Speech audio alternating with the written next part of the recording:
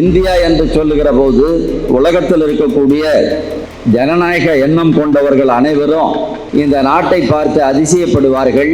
ஏராளமான மதப்பிரிவுகள், ஏராளமான வேறுபட்ட இனங்கள், வேறுபட்ட மொழி பேசுவர்கள், இவர்களையெல்லாம் ஒற்றுமையாக வாழ வைத்து இந்த நாடு எவ்வாறு இயங்கிக் கொண்டிருக்கிறது என்று அதிசயப்பட்டவர்கள் உலகத்திலே உண்டு.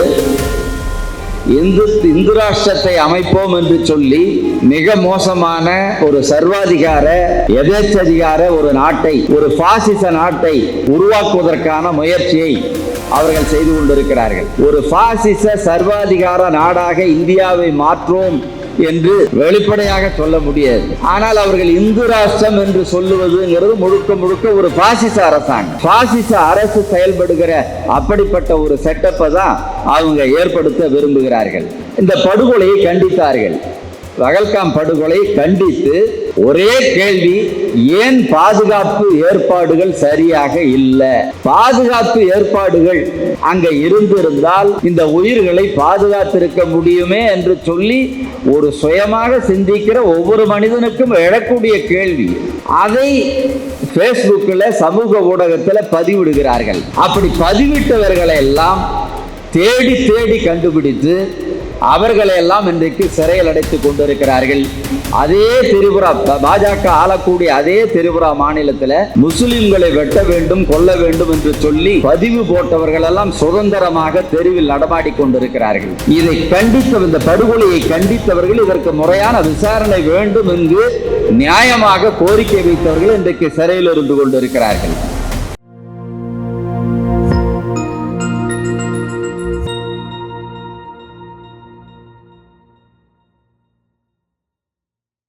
இந்த சட்டம்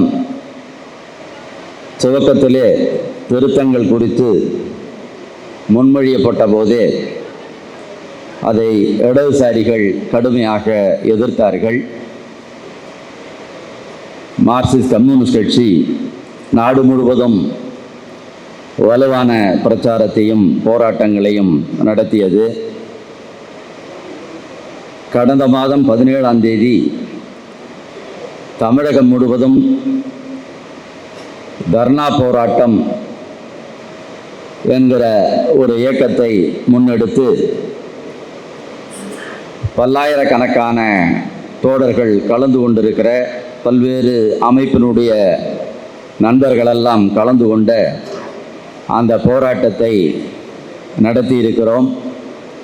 அதே 17ஆம் தேதி தான் உச்சநீதிமன்றம் இந்த திருத்தங்கள் அமலாக்கப்படுவதற்கு இடைக்கால தடையும் அன்றைய தினம் விதிக்கப்பட்டது. அந்த வகையிலே இந்தியாவிலே ஜனநாயக எண்ணம் கொண்டிருக்கிற, மதச்சார்பற்ற அந்த குறிக்கோளின் மீது நம்பிக்கை கொண்டிருக்கிற அத்துணை சக்திகளும் இந்த வக்ஃப் வாரிய திருத்த சட்டத்தை வலுவாக எதிர்த்து குரல் கொடுத்து வந்திருக்கிறார்கள். எனக்கு முன்னாலே பேசிய மரியாதைக்குரிய சிக்கந்தர் அவர்கள் இந்த கொண்டு வரப்பட்ட திருத்தங்கள் எந்த அளவிற்கு அர்த்தமற்றவையாக, எந்த அளவிற்கு எந்த தர்க்கத்திற்கும் ஒத்துவராத அப்படிப்பட்ட திருத்தங்களாக அமைந்திருக்கிறது என்பதை மிக தெளிவாக அம்பலப்படுத்தி அமர்ந்திருக்கிறார்கள். இந்த திருத்தங்கள் எல்லாம் அவர்கள் ஒரு நோக்கத்தோடு, ஒரு அடிப்படை நோக்கத்தோடு கொண்டு வந்திருக்கிறார்கள். இந்திய அரசியலமைப்பு சட்டத்தினுடைய 25 பிரிவு 25, 26, அதேபோன்று சிறுபான்மை மக்கள் கல்வி நிறுவனங்களை நடத்துவதற்கும் நிர்வகிக்கிறதுக்குமான அந்த உரிமை அளிக்கக்கூடிய பிரிவு 30, இப்படிப்பட்ட அரசியல் சட்டத்தினுடைய மிக முக்கியமான இந்திய நாட்டினுடைய மதச்சார்பற்ற அந்த கொள்கையை பாதுகாக்கக்கூடிய அத்துணை பிரிவுகளையும் தகர்த்தெறியக்கூடிய விதத்தில் இந்த திருத்தங்கள் எல்லாம் கொண்டு வரப்பட்டிருக்கிறது. உலகம் முழுவதும் கடந்த காலங்களில் பாஜக ஆட்சிக்கு வருவதற்கு முன்பு குறிப்பாக சொல்ல போனால் இந்த ராமஜன்ம பூமி, பாபர் மசூதி இப்படிப்பட்ட சர்ச்சைகள் எழுந்து அங்கே அந்த மசூதி தகர்க்கப்பட்ட காலத்திற்கு முந்தைய சூழல்ல இந்தியா என்று சொல்லுகிற போது உலகத்தில் இருக்கக்கூடிய ஜனநாயக எண்ணம் கொண்டவர்கள் அனைவரும் இந்த நாட்டை பார்த்து அதிசயப்படுவார்கள். ஏராளமான மதப்பிரிவுகள், ஏராளமான வேறுபட்ட இனங்கள், வேறுபட்ட மொழி பேசுவர்கள், இவர்களையெல்லாம் ஒற்றுமையாக வாழ வைத்து இந்த நாடு எவ்வாறு இயங்கிக் கொண்டிருக்கிறது என்று அதிசயப்பட்டவர்கள் உலகத்திலே உண்டு. ஏஎல் பாஷம் என்று சொல்லக்கூடிய ஒரு மூத்த, கடந்த தலைமுறைக்கெல்லாம் தெரிந்த ஒரு வரலாற்று பேராசிரியர் ஒரு நூலையே எழுதியிருக்கிறார் இந்திய வரலாறு பற்றி. அதனுடைய தலைப்பே நீங்க பார்த்தீங்கன்னா தி ஒண்டர் தட் வாஸ் இந்தியா அப்படிங்கிற தலைப்பு. இந்தியா என்கிற அதிசயம் என்பதுதான் அந்த நூலினுடைய தலைப்பு, வரலாற்று நூல். அந்த தலைப்பு எடுத்துரைக்கக்கூடிய ஒரு விஷயம், ஒரு உண்மை, இந்தியா பன்முகத்தன்மை கொண்டிருக்கக்கூடிய நாடு, பன்முக கலாச்சாரம் கொண்டிருக்கக்கூடிய நாடு.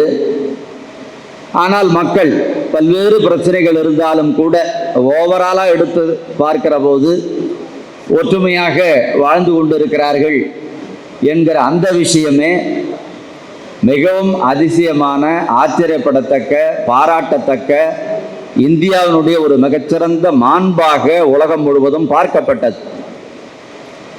ஆனால் அதையெல்லாம் உருக்குலைக்கக்கூடிய விதத்தில் இன்றைக்கு ஆர்எஸ்எஸ் சங் பரிவாரங்கள் செயல்பட்டு கொண்டிருக்கிறார்கள். ஆர்எஸ்எஸ்னுடைய அரசியல் பிரிவாக செயல்பட்டு கொண்டிருக்கிற பாரதிய ஜனதா கட்சி தனக்கு கிடைத்திருக்கிற அதிகாரத்தை பயன்படுத்தி தி ஒண்டர் தட் வாஸ் இந்தியா என்று சொல்லக்கூடிய அந்த இந்தியாவினுடைய அடிப்படையே, அரசியலமைப்பு சட்டத்தையே தகர்க்கக்கூடிய அப்படிப்பட்ட நடவடிக்கைகள் இன்றைக்கு எடுத்துக்கொண்டிருக்கிறார்கள். மத சுதந்திரம், மத வழிபாட்டு உரிமை, வழிபாட்டு நிறுவனங்களை நடத்துகிற அந்த உரிமை அத்துணையும் அவையெல்லாம் வெறும் எழுத்துக்கள் அல்ல. இந்திய அரசியலமைப்பு சட்டத்தில் எழுதப்பட்ட வரிகள், அவையெல்லாம் வரிகளோ எழுத்துக்களோ அல்ல. இந்தியாவை ஒரு ஒன்றுபட்ட இந்தியாவாக பாதுகாக்கிற கவசங்களாக அந்த ஷரத்துக்கள், அந்த பிரிவுகள் அமைந்திருக்கிறது. அதை இன்றைக்கு அவர்கள் தகர்த்தெறிந்திருக்கிறார்கள். எனவே இன்றைக்கு அரசியலமைப்பு சட்டம் பெரும் ஆபத்துக்கு உள்ளாகி இருக்கக்கூடிய சூழல்ல அடுக்கடுக்காக இந்த தாக்குதல் வந்திருக்கக்கூடிய நிலையில்தான் இந்த பிரச்சனையை நாம் எதிர்நோக்கி கொண்டிருக்கிறோம். எனக்கு முன்னாலே தோழர் உதயகுமார் பேசுகிற போது கூட சொன்னார், மிக அநீதியான இந்த திருத்தங்கள். உண்மையில் சொல்ல போனால் இது சொத்து அபகரிக்கிற வழிப்பறி கொள்ளையாக கொண்டு வரப்பட்டிருக்கக்கூடிய இந்த திருத்தங்கள். ஆனால் இதை எதிர்ப்பது இஸ்லாமியர்கள் தானே, ஏன் இந்துக்கள் எதிர்க்க மாட்டேங்கிறாங்க அப்படின்னா எங்களை பார்த்து, தமிழக மக்கள் ஒற்றுமை மேடையை பார்த்து இஸ்லாமிய நண்பர்கள் கேள்வி எழுப்புகிறார்கள் என்பதெல்லாம் குறிப்பிட்டார்கள். அது ஒரு வகையில் உண்மைதான், ஆனால் முழு உண்மை அல்ல. இந்து ராஷ்டிரத்தை அமைப்போம் என்று சொல்லி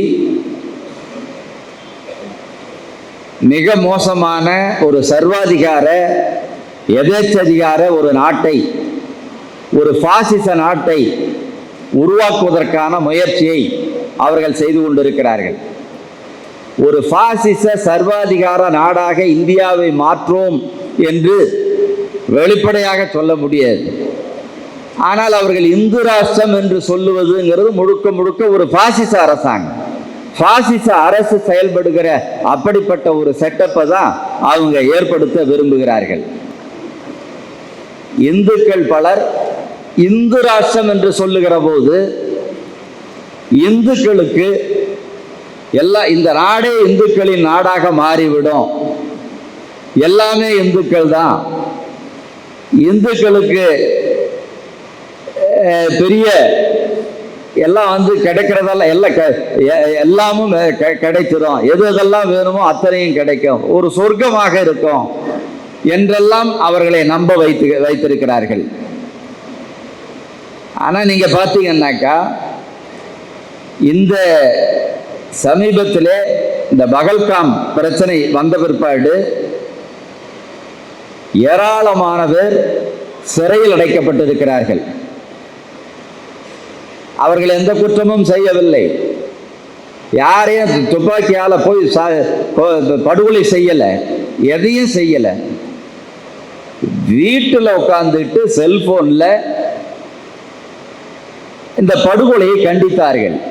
பகல்காம் படுகொலை கண்டித்து ஒரே கேள்வி, ஏன் பாதுகாப்பு ஏற்பாடுகள் சரியாக இல்லை?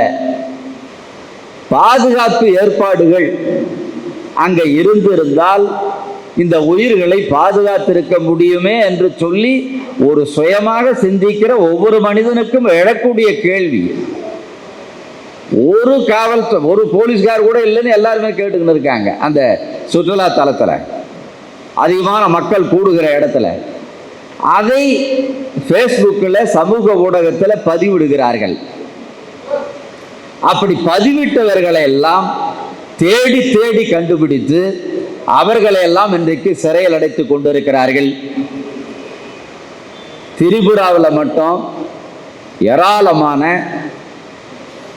ஓய்வு பெற்ற ஆசிரியர், ஏராளமான அரசியல் ஊழியர்கள், இவர்களெல்லாம் சட்டவிரோதமாக இன்றைக்கு சிறையில் அடைக்கப்பட்டிருக்கிறார்கள். அதே திரிபுரா, பாஜக ஆளக்கூடிய அதே திரிபுரா மாநிலத்தில் முஸ்லிம்களை வெட்ட வேண்டும், கொல்ல வேண்டும் என்று சொல்லி பதிவு போட்டவர்கள் எல்லாம் சுதந்திரமாக தெருவில் நடமாடி கொண்டிருக்கிறார்கள். இதை கண்டித்த, இந்த படுகொலையை கண்டித்தவர்கள் இதற்கு முறையான விசாரணை வேண்டும் என்று நியாயமாக கோரிக்கை வைத்தவர்கள் இன்றைக்கு சிறையில் இருந்து கொண்டிருக்கிறார்கள். அதில் ஏராளமான மார்க்சிஸ்ட் ஊழியர்களும் இருக்கிறார்கள். எனவே இப்படிப்பட்ட அந்த மார்க்சிஸ்ட் ஊழியர்கள், அங்க சிறையில் அடைக்கப்பட்டவர்கள் எல்லாம் இந்துக்கள். ஆனந்த் டெல்டும்டே என்ற அருமையான அறிவுஜீவி, மிகச்சிறந்த அறிவுஜீவி, இந்து தான். ஒடுக்கப்பட்ட சமூகத்தை சார்ந்திருக்கக்கூடிய ஒருவர் எத்தனை ஆண்டுகள் எந்த விதமான விசாரணையும் இல்லாமல் சிறை கொடுமையை அனுபவித்திருக்கிறார்.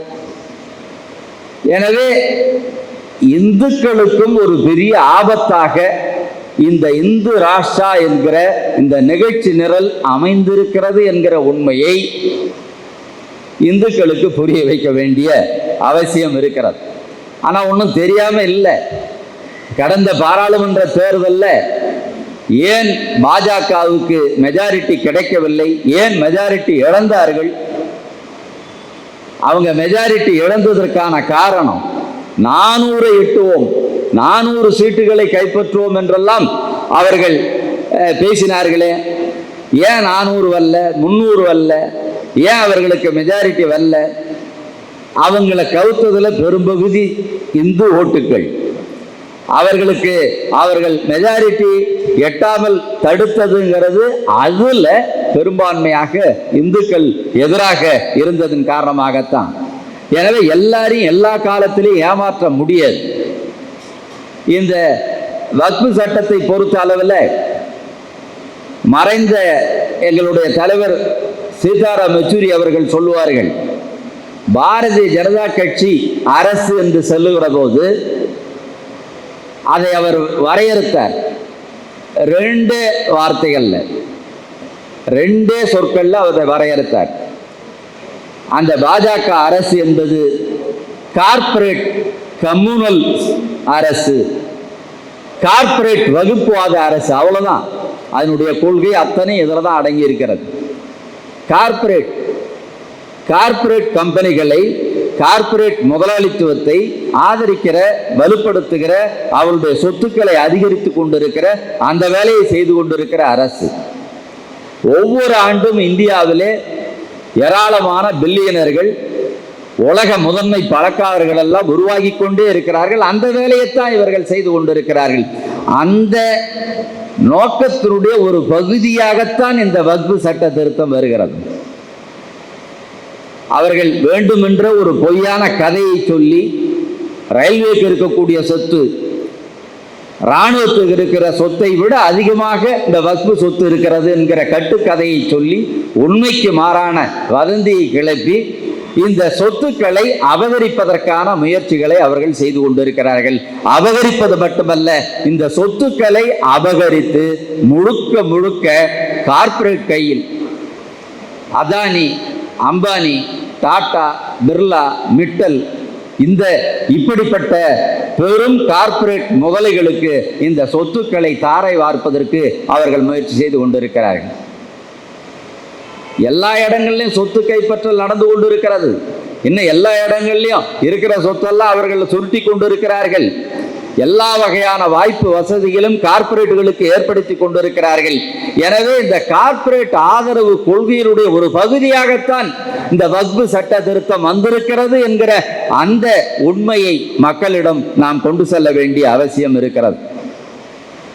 எனவேதான் இன்றைக்கு இந்த சட்டத்தை எதிர்ப்பதில் இந்துக்கள், இஸ்லாமியர்கள் என்கிற வேறுபாடு இல்லாமல் ஒரு ஜனநாயக குரல், வலுவான ஜனநாயக குரலை எழுப்ப வேண்டும் என்று சொல்லி நாங்கள் விரும்புகின்றோம்.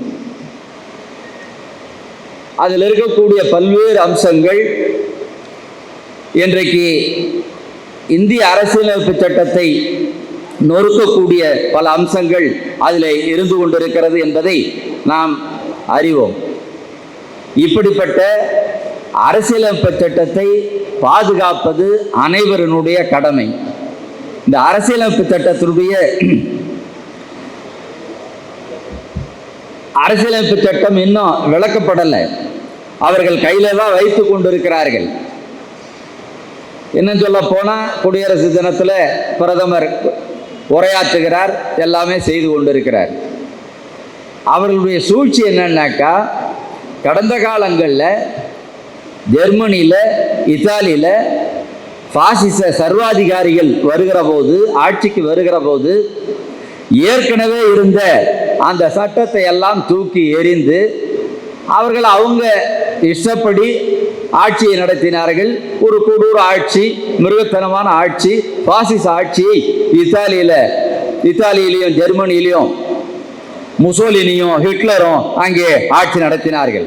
பாசிச ஆட்சி. இருக்கிற சட்டங்களை அழித்தார்கள், ஒழித்தார்கள். ஆனால் இவங்க இன்றைக்கு இருக்கக்கூடிய பாரதிய ஜனதா கட்சி இந்த சட்டத்தை கையில் வைத்து கொண்டு, நாங்கள் ஜனநாயகவாதிகள், நாங்கள் ஜனநாயகவாதிகள், அவ்வப்போது மதச்சார்பின்மை சம்பந்தமாக அவ்வப்போது ஏதாவது பேசிட வேண்டியது, ஏதோ மதிக்கிறோம் என்கிற தன்மையில் இதையெல்லாம் சொல்லி சொல்லி அதே நேரத்தில் ஒவ்வொரு ஷரத்தாக, ஒவ்வொரு பிரிவாக இன்றைக்கு அவர்கள் அந்த அரசியலமைப்பு சட்டத்தை நொறுக்கி கொண்டிருக்க உள்ளிருந்தே, அதுதான் ஐஜாஸ் அகமது சொன்னார், உள்ளிருந்தே பாசிசத்தை கொண்டு வரக்கூடிய அந்த வேலை. இது முசோலினியும் ஹிட்லரும் நேரடியாக அந்த சட்டங்களை, ஜனநாயக சட்டங்களை அழித்தார்கள். ஆனால் இவர்கள் இந்த சட்டங்களையும் கையில் வைத்து கொண்டு உள்ளிருந்தே அதையெல்லாம் அழிக்கிற வேலையை செய்கிறார்கள் என்று சொல்லுகிற போது, உண்மையில் சொல்ல போனால் இவர்கள் மிக கொடூரமானவர்கள். இவர்கள் மிக மிக மோசமாக சர்வாதிகார மைண்ட் செட், முழுக்க முழுக்க இவர்களெல்லாம் அந்த சர்வாதிகார மனோபாவத்தோடு வளர்ந்தவர்கள், RSS பாசறையில் வளர்ந்தவர்கள். எனவே இன்றைக்கு நாம் எதிர்நோக்கக்கூடிய இந்த ஆபத்து என்பது மிக முக்கியமான, நாம் அனைவரும் ஒன்று கொள்ள வேண்டிய ஆபத்து. எனவேதான் மற்றொரு ஆலோசனையும் உங்களுக்கு அனைவருக்கும் தெரியும், நான் சொல்ல வேண்டிய அவசியம் இருக்கிறது. கார்ப்பரேட் கம்யூனல் என்று சொல்லுகிற போது இரண்டையும் எதிர்க்க வேண்டும். கார்ப்பரேட் பெருமுதலாளித்துவத்தை ஆதரிக்கிறதுக்கு இவங்க இந்த தாராளமயம் தனியார்மயம் கொள்கைகளை கடைபிடிக்கிறார்கள். முழுக்க முழுக்க அவர்கள் இன்றைக்கு கேஸ் விலை உயர்வு, பெட்ரோல் டீசல் விலை உயர்வு, பணவீக்கம், இதெல்லாம் முழுக்க முழுக்க நவீன தாராளம். பொது சொத்துக்களை சூறையாடுதல் எல்லாம் அதுல வருது. அதை எதிர்த்த போராட்டம், அதுல இந்துக்களும் முஸ்லிம்களும் அனைத்து சிறுபான்மை மக்களும் ஒன்று திரண்டு போராடுகிற பணி, ஒன்று திரண்டு போராட வேண்டும். பொருளாதார தாக்குதலுக்கு எதிராக ஒன்று திரண்டு போராட வேண்டும். அப்படிப்பட்ட போராட்டம் படிப்படியாக தொடர வேண்டும். வக்ஃபு வாரிய சட்டம் இதை தனித்து பார்க்கவே முடியாது. கார்ப்பரேட் வகுப்புவாதம் ரெண்டும் இணைந்ததாக இருக்கிறது. எனவே விருந்து பரந்த அளவில் அனைத்து ஜனநாயக சக்திகளும், இந்துக்கள் முஸ்லிம்கள் உள்ளிட்டு அனைத்து மதத்தை சார்ந்திருக்கிற எல்லா பிரிவினரும் ஒன்று சேர்ந்து இந்த பாஜக அரசாங்கம், இந்த நவீன பாசிச தன்மை கொண்டிருக்கக்கூடிய இந்த அரசாங்கத்தை எதிர்த்து போராட வேண்டும். அந்த போராட்டத்தை வலுப்படுத்த வேண்டும் என்று சொல்லி வாய்ப்பளித்து மிக்க நன்றி கூறி விடைபெறுகின்றேன். நன்றி, வணக்கம்.